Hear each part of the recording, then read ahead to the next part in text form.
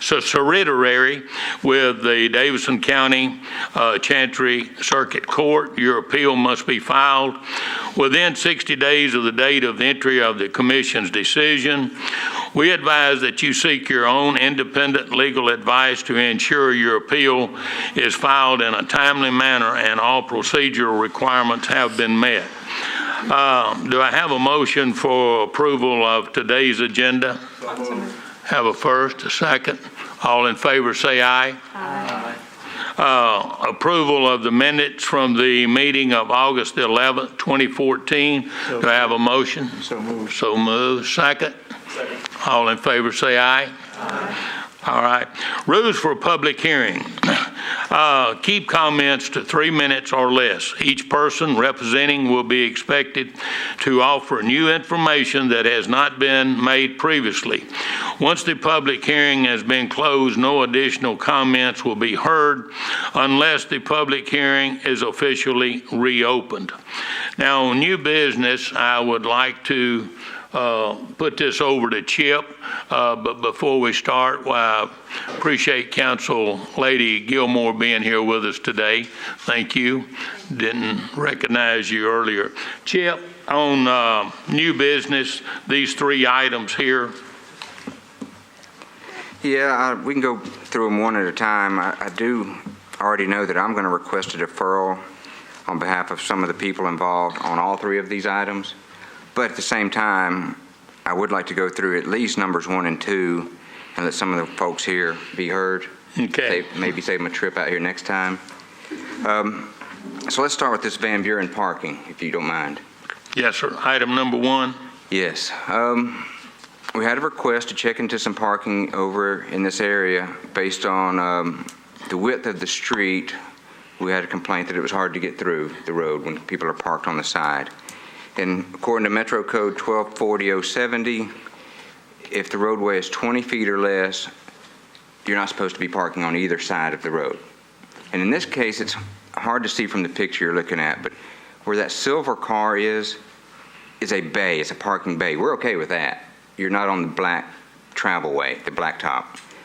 It's where the red truck and the white car, and then this truck in the foreground here, it reduces the travel way to a point where it's very difficult to get through, especially right there. When a truck is stopped there and this car is trying to pull in, you just can't do it. You got to kind of wait it out and kind of see who's going to give way to who. So at a very minimum, we need to get rid of the parking near the intersection, and we can do that just with some no parking to corner signs. It's past this where this gray car comes on through that we're going to have to hear from the people in the area and the council member on, do we want to remove the parking and have two-way travel in 20 feet, or do we want to leave the parking and have a short little area where we're having to give way for somebody coming towards you?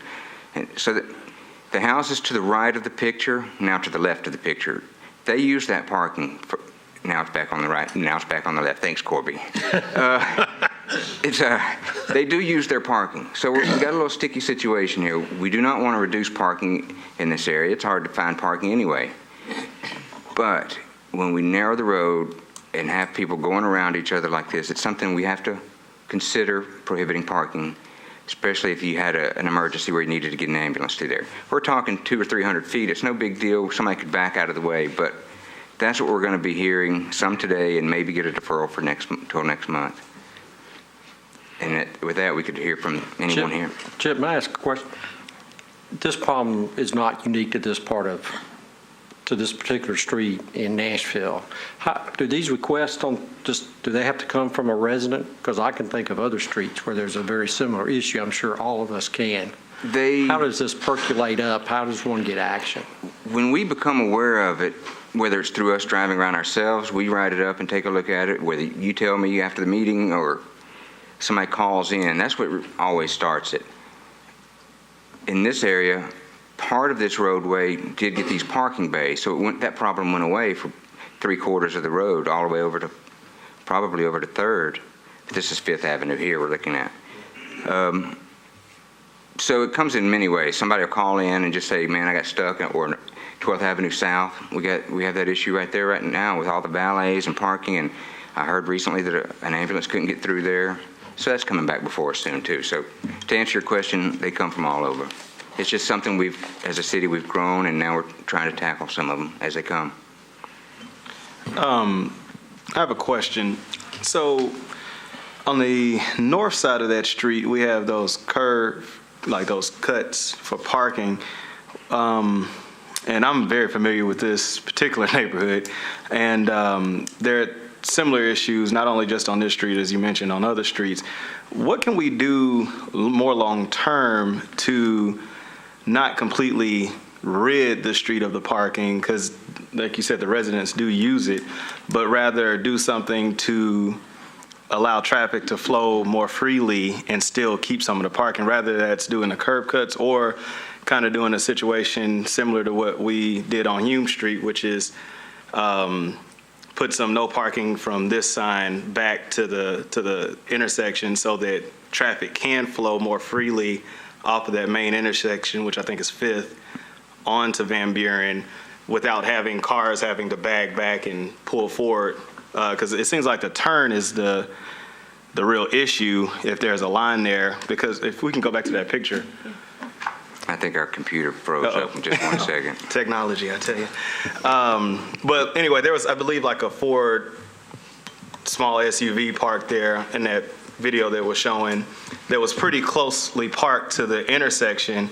That seemed to be the bulk of the problem with that turn to begin with. So as we look at this, I'm glad we're maybe deferring it for a month so we can kind of come up with a more, you see this white truck here? Mm-hmm. See how close that's parked to the curb? If we had no parking signs, say 20 feet back from that curb or however many, 15 feet back from that curb, maybe that would help cars be able to turn onto that street without getting rid of all of the parking on that particular side of the street is a suggestion, I guess. I agree. At a minimum, we can just put a no parking to corner 30 feet back or something like that.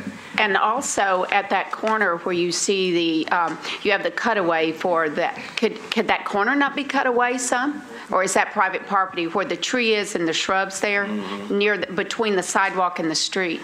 Is that public right-of-way? Could that not be cut away? That is public right-of-way, but that to the right there, that parking bay is still going to be, there's still going to be somebody parked there. Is that what you're meaning? Yeah, I guess I was just thinking if you could take that away, that might help in the corner a little bit for people to turn where it might free up a little bit. Yes, I understand you're still going to keep the parking bay there, but. All these are great ideas and things we probably need to defer. It just says we need to defer at least 1 month so we can all meet and figure out what we can do. At a minimum, we need to clear out the stop sign in the intersection itself. Chairman, if I may respond just to Brenda's comment, only because I think, this is such an urban condition. It's nice to have that shorter distance for pedestrians to cross that. And so I could see some drawbacks to bending that, or having that a bigger length distance for people to cross. I mean, as it stands, it's definitely, people drive a lot slower, certainly. I think, your comment about, moving that parking back, of course, like you mentioned, Steve. But then, with a short section like that, you do have sort of a yield condition. And so people drive much slower. I could see if, all of that was gone, that people would end up driving much faster through that. So it could be a safety item to look at as well. Thank you. So that's what we're dealing with. The neighbors have requested at least a 1-month deferral. With that said, Council Lady's here. She has an opinion on it as well, and some of the neighbors are here. Thank you so much to the chair and the commission members, and I appreciate the discussion. Actually, that's why I'm here down here, but I think each one of you, what you shared is right on point with what I feel, because we just received the notices, so there's not an analysis. So immediately when I saw that the parking was going to be removed, there was a concern for me, because I will receive letters from the neighbors. I just wanted you to be evaluated more and to be kept abreast of what you come up with before a decision is made, because sometimes we don't get access to those decisions and they're kind of made at the same time. So this is important because it is in the neighborhood area. And I do think as we become more urban, we probably need to do an analysis of all the area, because parking is very important, but at the same time, pedestrian, walkways, and safety are as important as well. So both of them are equally important. So I would just say further consideration of this, and I agree with a deferral for 1 month as well, and just ask that you keep me abreast of what you come up with. Thank you so much for your time. I appreciate each one of your comments. Thank you, Council Lady. Is anyone else here that would like to speak on? Yes, sir. Come forward, please.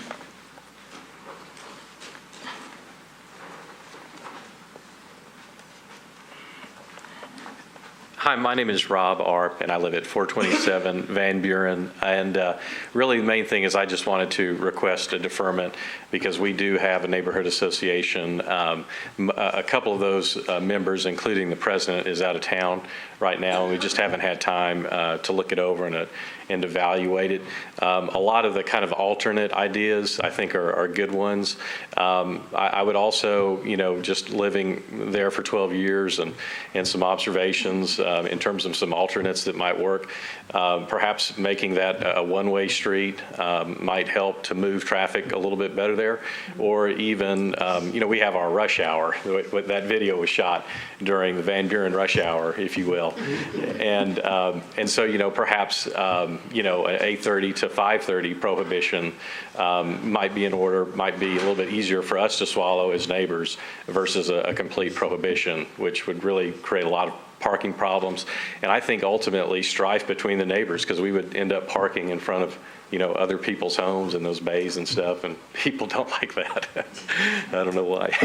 Anyway, thank you. I hope to see you next month. All right, thank you. Appreciate you coming. Does anyone else want to speak on item number 1?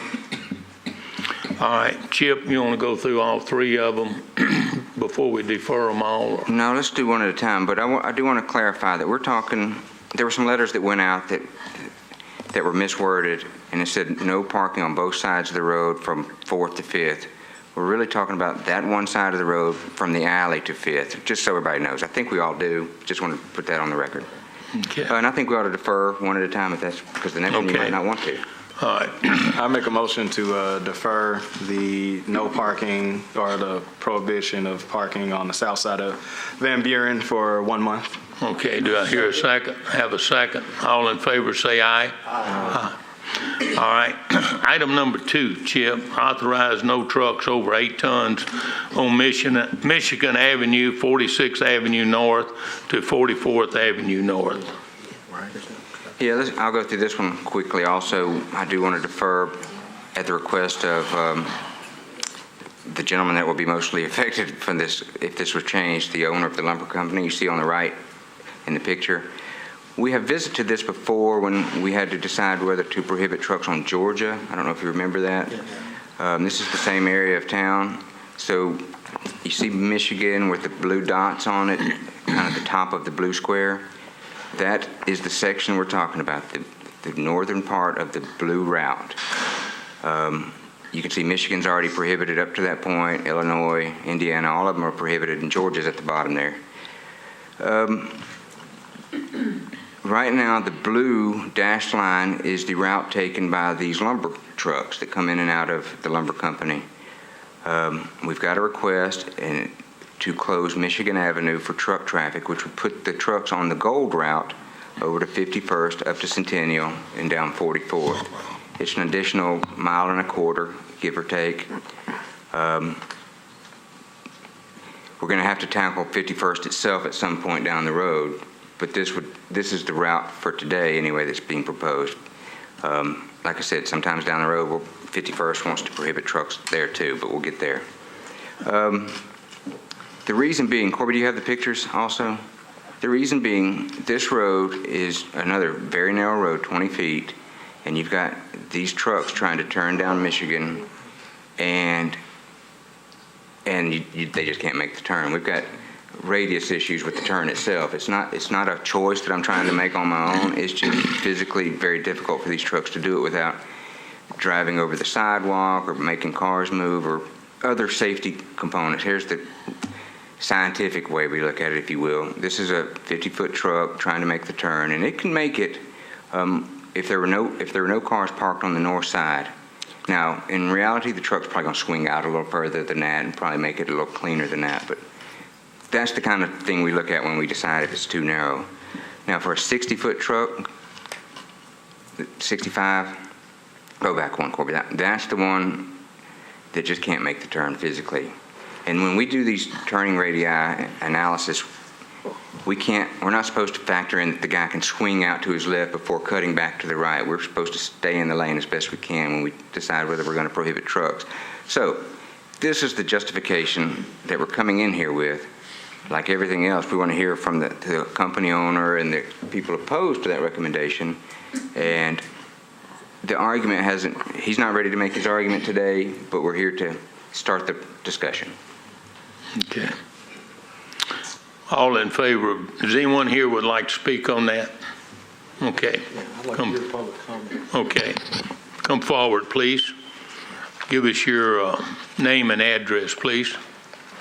Good afternoon. I'm Elizabeth Parrott at 5707 Tennessee Avenue. I'm also the current secretary of the Nation's Neighborhood Association, and we're here to voice our support for this. We are currently working with our councilman and the next door councilman, hopefully in the next few weeks, to see if we can't work out something that will be beneficial to all parties. But right now, we've had too many problems with neighbors, and one neighbor being woken up at 8 o'clock at night with someone banging on his door because the truck couldn't get around. And it's too narrow and it's too dangerous. Okay, thank you. Yes, sir.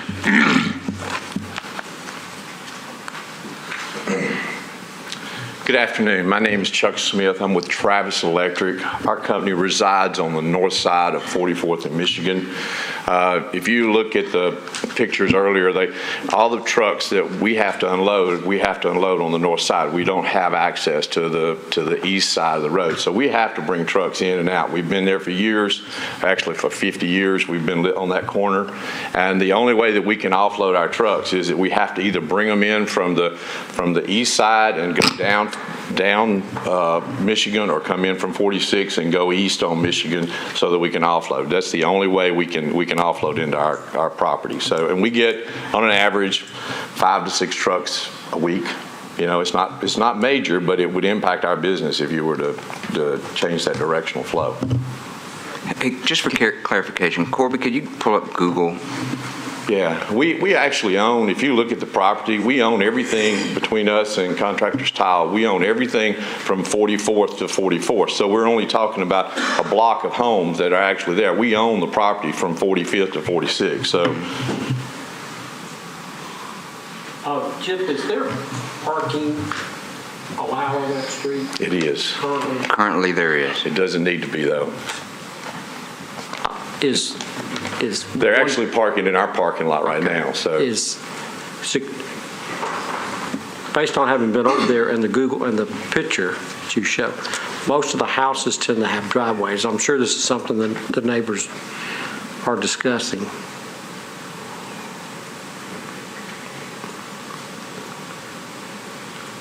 You're getting close. But with a narrow street, I mean, I guess the question is, should Turn on you your be board. parking? Turn on your labels, Corby. You see where you are.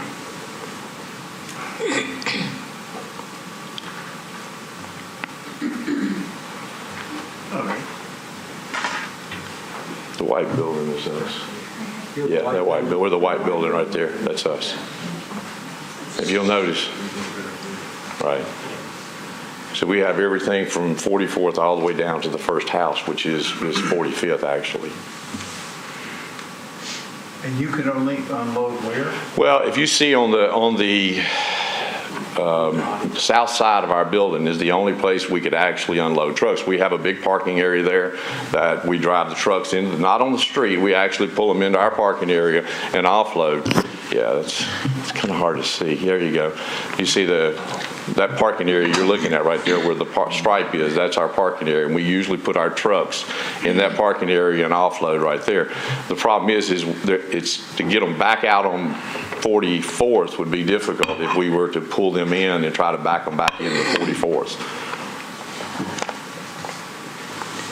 We both us and Contractors Tile have unload areas on each side of the road that we utilize now. What's that, again, just for the discussion, what size truck are we talking about? Most of ours are semis, 40-foot trailers. You know, if we have small trucks, they come in in the back. We offload the smaller trucks in our parking lot around on the north side. But the bigger trucks have to be offloaded on this side of the building. We don't have access. Okay, thanks, sir. Yes, sir.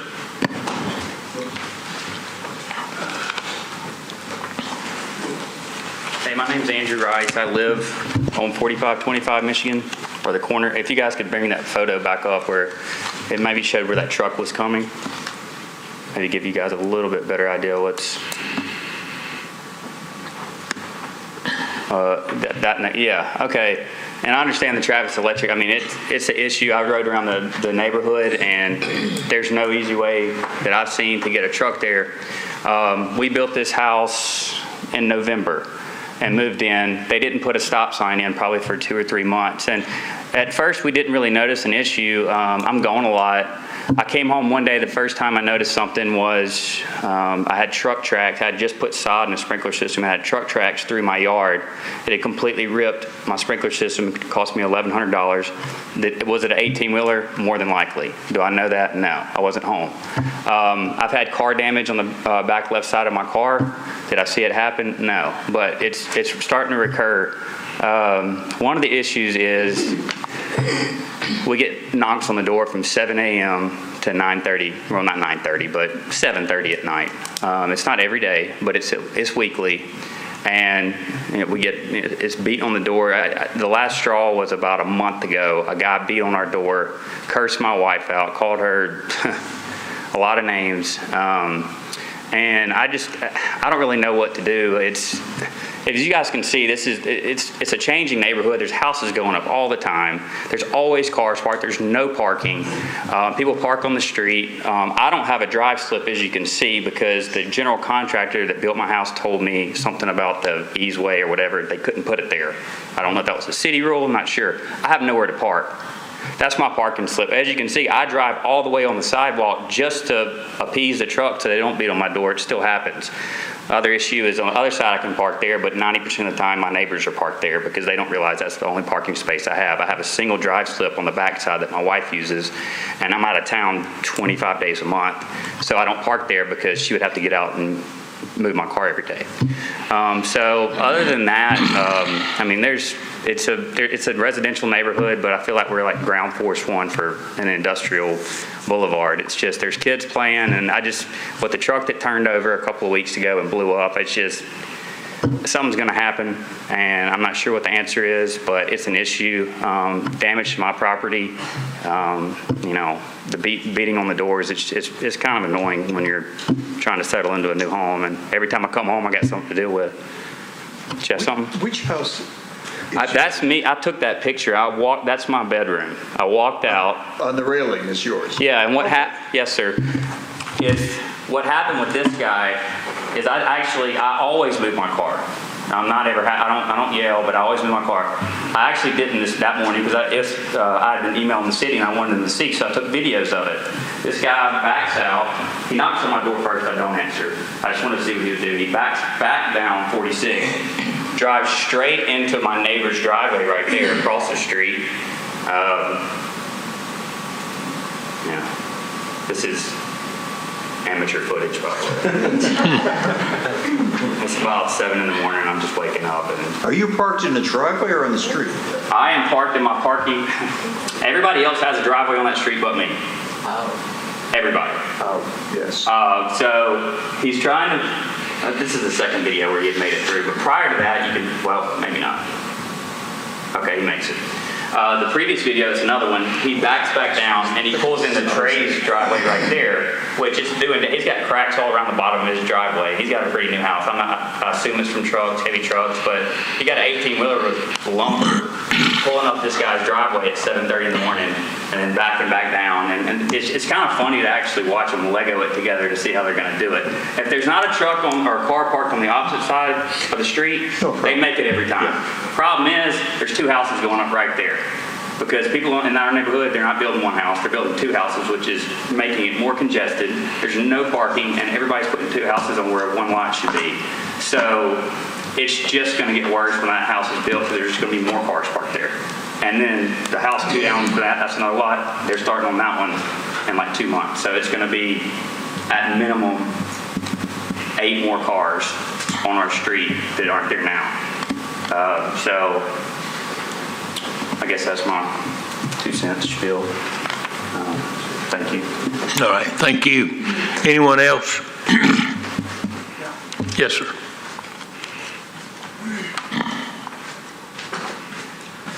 I'm with Contractors Tile, and I'm just representing them. But Sir, give us your name and address. I'm William Longworth, and our business is at 4401 Michigan Avenue. And right across the street from Travis Electric, and kind of supporting his idea, having delivery trucks up and down that road, or to ban them, would just not work for us, because we get all of our deliveries right there where Travis does, just on the opposite side of the street.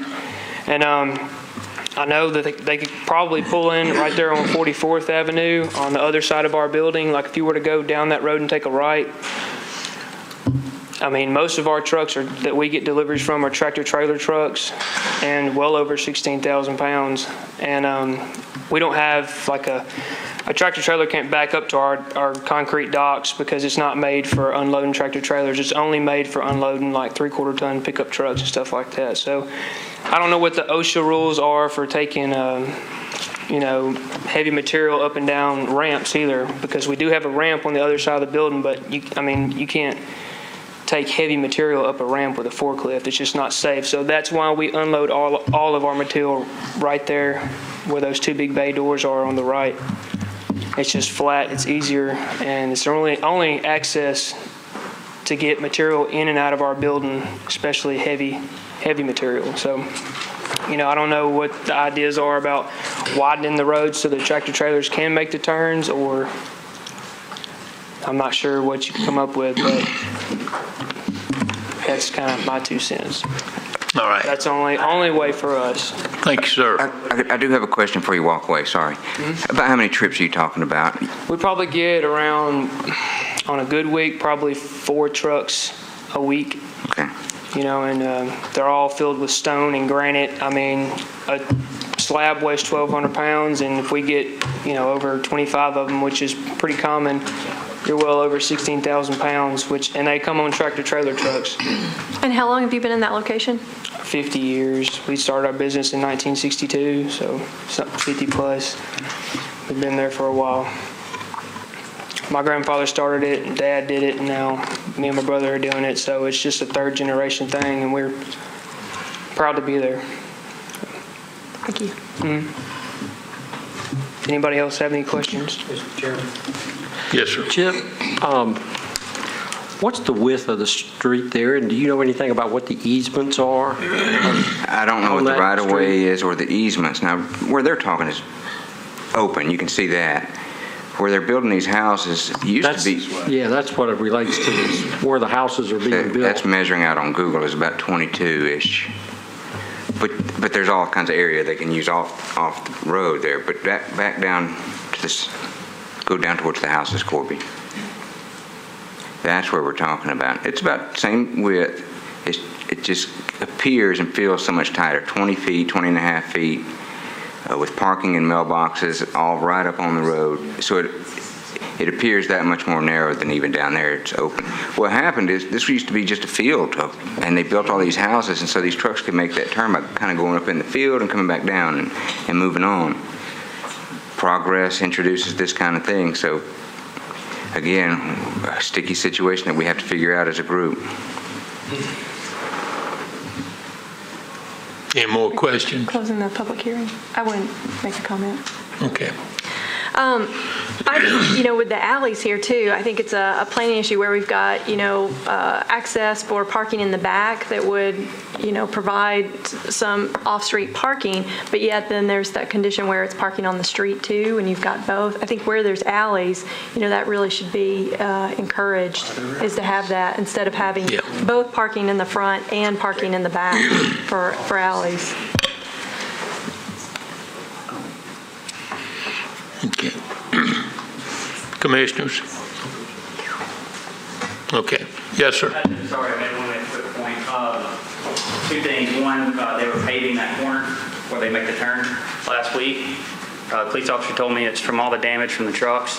Again, I'm not against businesses. I know they got to make money, and they've been there way longer than we have.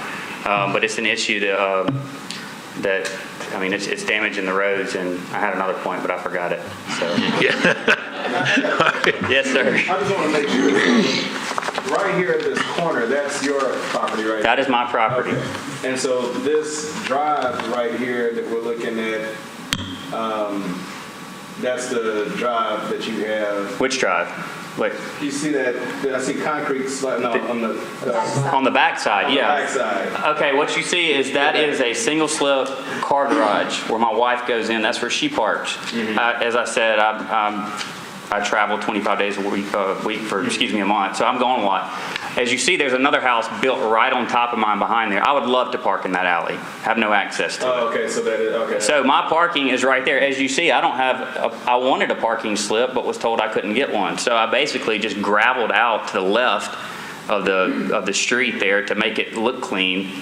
And, that's where I've been parking. Now, I don't know how many trucks they got. I actually sat out there one day for the majority of the day and counted 18-wheelers, not gravel trucks, just 18-wheelers.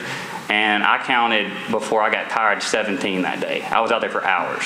So it's not just, those guys. There's other business over there, or 18-wheelers are going through there for something. It's constant. It's every 15 minutes, 20 minutes.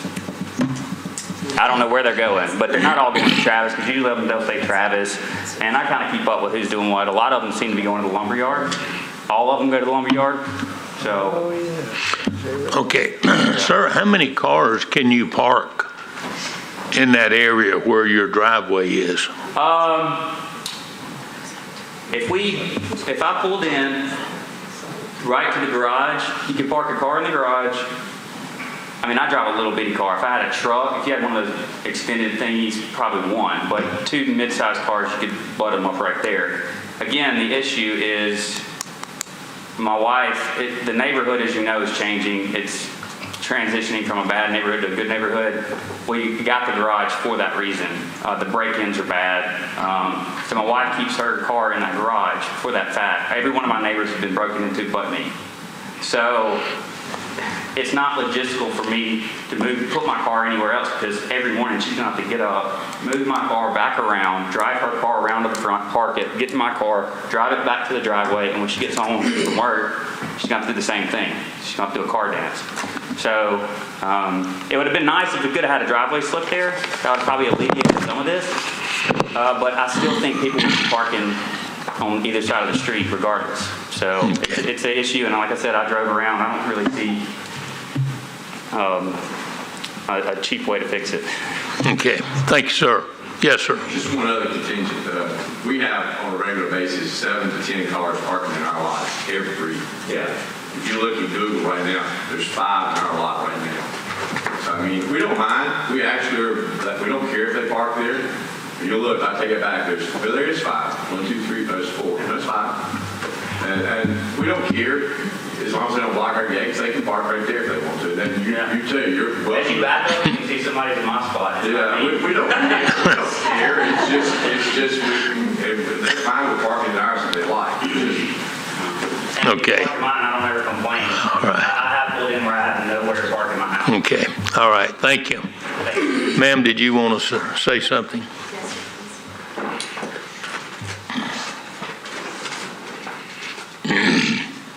I'm Mary Carolyn Roberts. I live at 5110 Michigan Avenue. I'm on the other side of 51st. And I know these businesses have been there forever, and this is the fastest growing neighborhood in Nashville. There's a peaceful solution, and I have a proposition. It's going to really be hard, I think, for a little while, but I think we're going to come up against this problem over and over. If you pan out, here's what's happened. Every one of these are 25-foot lots, and what they're doing is putting approximately 2,000 or square foot houses on them. So those are usually 3-bedroom with 3 cars each, because a lot of them are rentals. So that's 6 cars per 25-foot lot. So this problem is only going to exponentially get worse. So if you pan out a little bit more, if they came up 44th and came down Centennial, if you went north on 44th, yeah, there you go. See Centennial? It's a longer drive for them, and I know that's a pain. But actually, we built that beautiful flyover on Briley Parkway that would easily accommodate all. I think it would be a peaceful solution for everyone. It's going to be longer for you all, and I know that's hard. Ours is not the concern of where you're coming from. It's getting us onto Michigan because we have to pull into Michigan to offload. It had nothing to do with how we get there. Because once they get there, they have to come Sure, west. but could you come south on 44th and take a right on Michigan? Yeah, he said he could do that. Once we get to business, we still have to turn on Michigan. But you're only turning a block on Michigan as opposed to going by his But house. we still have to exit though. Can't you go back down? What are you going to do? You going to back the truck out onto a busy road? Okay. All right. That doesn't provide a safe. Okay, ma'am, go ahead. I'm sorry. No, that's okay. I think that might be a solution. I don't know that's the answer, but I know we're going to come across this more and more just because this neighborhood is literally the fastest growing neighborhood in Nashville. And with we have one thing that nobody else has, which are these 25-foot lots. And they're putting double houses, meaning 2 3-bedroom houses. And we're going to bump up against it again and again. And I just know there's a good solution. I just don't necessarily know what it is. But we want to do a peaceful solution. Okay. We know they've been here forever, and we respect them. And I think they want to have a peaceful solution, too. I don't know what it is necessarily. All right. But I think Centennial would work. Thank you. Thanks. Anyone else? Commissioners? All in favor of deferring item number 2 for 30 days? We have to make a motion. Oh, do I have a motion? I'll make a motion to defer. Second. Have a first and a second. All in favor, say aye. Aye. All right, thank you. Appreciate you folks coming today. Chip, item number 3. Item number 3, at the request of the Metro Nashville Police Department, Sergeant Keeter, I'm requesting a 1-month deferral, and we've informed Mr. Carl Jones of the potential for the 1-month deferral, so he elected not to show up today thinking that it's going to get deferred, so I'd like to defer 1 month. Okay. I would make a motion to defer this item. Do I have a second? Second. All in favor, say aye. Aye. All right.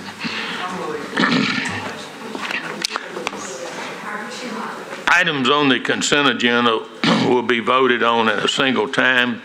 No individual public hearing will be held, nor will the commission debate these items unless a member of the audience or the commission requests that the items be removed from the consent agenda. Okay. Go ahead. Sir. No, I'd had just a couple of questions about the items on the consent agenda. Okay, which one, Steve? Just some of the valet parking stands. So, for instance, the one on Broadway and Union. One where? I'm sorry? On where? 1929 Broadway for Union Common. They're requesting 5 p.m. to 2 a.m. 7 days a week. What type of business is that's requesting that? That is a restaurant, and original request was to do an AM and a PM valet. Okay. And when we advised them that they would be required to reimburse the city for lost revenue off parking meters, they changed their request, and now they want it modified to where it's 5 p.m. to 2 a.m., 7 days a week. I know that they're not here, I would have some more questions about that personally, as it pertains to their operating hours and just occupying additional parking spots that could otherwise be used for parking, during those hours. Pull that one up while we're talking about it. 1929 Broad. The request is for 3 parking meter spaces, and it is only taking the parking out of space where patrons would normally pay to park for 1 hour. And they will reimburse the city for the lost revenue. Okay, I mean, I just had some questions about it, but I don't want to stand in the way of any progress. But if you all's recommendation is to keep that one as requested, then that'll be fine for me. I was just asking her if it's a make or break or 1 month, would it make or break anything? And we can defer this a month, get you some more information. I would like that. If I'll make a motion to defer for 1 month, if one of my commissioners would.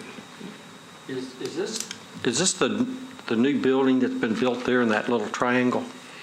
Yes, it is. That's requesting that? Yes, it is. Okay. Oh, yeah, right there. Right. I have a question about one Villa Place. No, wait a minute, we had a motion. I have a motion to defer. Do you have a motion to defer? I will second that motion. Have a second. All in favor of deferring it 1 month, say aye. Aye. Okay. All right, John? Villa Place, is that correct? A 24-hour valet stand? Yes, it is. Currently, the valet there is from 11 a.m. to 2 p.m. and 6 p.m. till midnight. And now, currently, due to demand factor, they are now wanting to operate the valet on a 24-hour basis. Okay. What kind of business is that? There are Mexican restaurants over there. There's some other retail locations that are at that location. Okay. And everyone's okay with this, I see? Yes. Okay. Yes. And I have a question about one. Yeah, Brenda? The valet stand for Pub 5, will that come all the way to Broadway? How many feet is that? And how will that impact? Which one is it, Brenda? Which one? Okay, authorized valet stand at 104 Fifth Avenue South for Pub 5. Chairman, if I may, point of order. Ma'am. If these are items that are being discussed separate from the consent agenda, then they need to be voted on separately. So I think it would be appropriate to vote on Commissioner Green's item that he pulled from the consent agenda. What item? Yeah. This one. Well, if they're being discussed, they're being pulled from there's a request formal, just as far as procedurally, they're being pulled from the consent agenda. So it would be appropriate to vote on Commissioner Green's, and then if there's another one that needs to be pulled, to vote on that one as well. I just wanted some clarification for that. I mean, the size of it. If that requires discussion to be pulled in, so be it, I guess. Okay. One question about your point of order there. So will we have to put that in a form of a motion to take those items off and then discuss them to be proper, or is that a one at a time? It can be a request by a commissioner. Okay. That's not something that has to be voted on. But for example, the one that you requested to have pulled, that was voted on to defer in a separate motion. Okay. Likewise for any other consent agenda item that the commissioners wish to discuss. Okay. Thank you for the clarification. Okay, what about the one authorized valet stand at Broadway? Do we need to vote on that since it was deferred? That one was voted on. That one has been taken care of. Okay. And the other one was which one? Did you have one, Steve? No, that one was mine, and I guess for technical purpose or for procedure purposes, then I need to I will make a motion to discuss the parking, yours was Villa. Okay, Villa Place. So to remove that from the consent agenda to discuss Villa Place, and I guess somebody would need to second that. At this point, the one that Commissioner Green, the item that Commissioner Green asked to have discussed, the Villa Place, that would just be something that, since there's been discussion on that item, it would be appropriate to make a motion on that specific agenda item, whether or not you wish to approve the request for the modification of valet stand on Villa Place from 11 a.m. to 2 p.m. and 5 p.m. to 12 a.m. to 24 hours. I got you. That would just need to be voted on separately at this point. Okay. Well, I will make a motion to approve I will make a motion to approve a 24-hour valet stand on Villa Place. All right, do I hear a second? Second. All in favor, say aye. Aye. Okay. Now, we don't have to vote on these two again, right? No. Okay. Brenda. So my discussion would be on authorizing valet stand at 104 Fifth Avenue South for Pub 5, how that impacts the turning there for that street, because when you're going north on Fifth there, what's the distance that they're asking for? And you already have other businesses that are doing some loading and unloading around there, or rather valet, you have the Palm and... There's another valet for the Palm, then there's an alley entrance, and then Pub 5 is the next location requesting a valet. It's a 50-foot zone. It's approximately 150 to 200 feet off of Broadway, and it will not impact the turning radius because we did a traffic study on that. Okay. Yeah, we're going to leave that no parking the corner sign up there. Okay. Those rights on red are pretty important right there. Then I make a motion that is approved. I will second. Have a first and a second. All in favor, say aye. Aye. So approved. Okay, is there anything else on the consent agenda commissioners would like to discuss?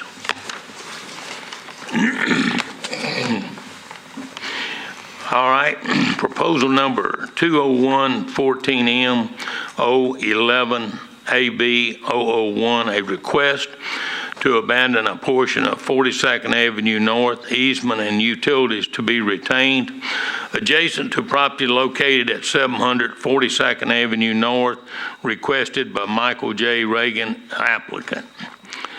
Resolution number 05-14, remove no left turn on Charlotte Avenue at 10th Avenue. Authorize no left turn on Davison Road from H.G. Hill Middle School on Monday through Friday from 8:30 to 9:30 a.m. and 3:30 to 4:30 p.m.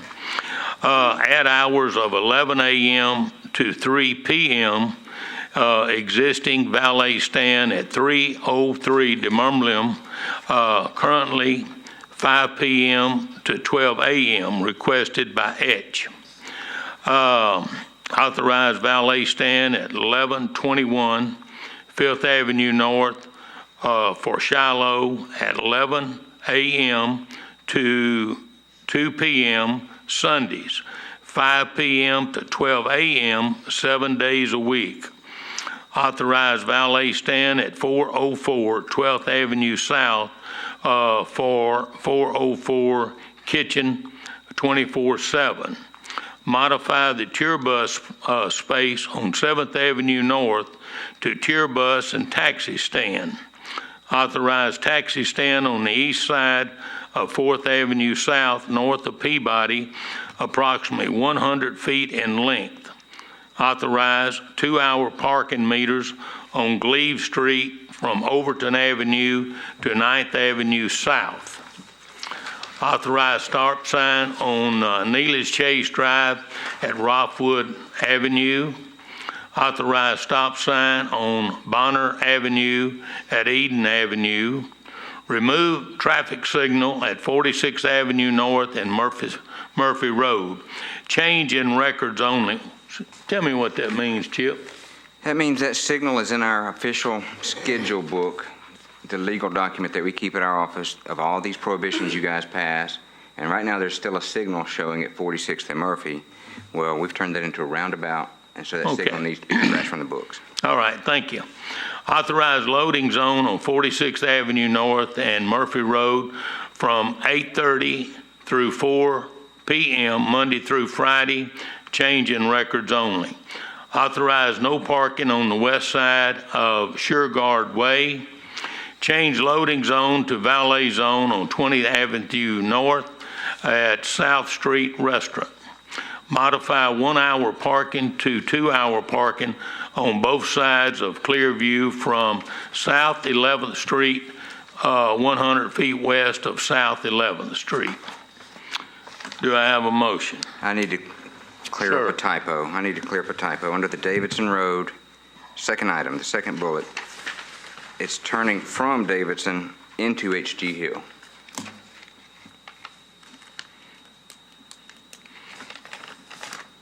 Repeat that again, Chip. Yeah. The second bullet under Resolution O, Authorize.